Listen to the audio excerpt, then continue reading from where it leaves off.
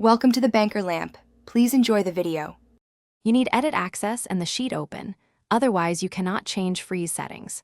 First, scan the sheet for a thick gray divider above the row numbers or left of the column letters that marks frozen panes.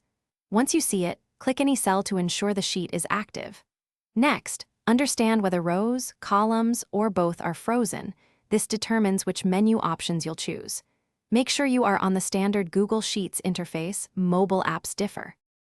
From the active sheet, open the View menu, then hover over Freeze to expose the options. You will see choices like 1 row, 2 rows, 1 column, and no rows or no columns. Pick the No Rows or No Columns option that matches what you identified. Once done, the thick gray divider disappears and the sheet scrolls normally.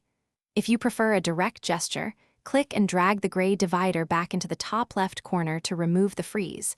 That does the same thing.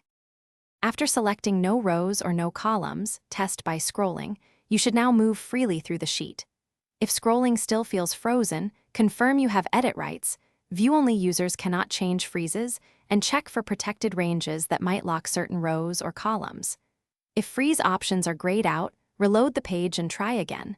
Clearing browser cache or using an incognito window can resolve UI glitches. Finally, make sure no add-ons are Thanks for watching. If this was helpful, leave a like and consider subscribing. See you next time.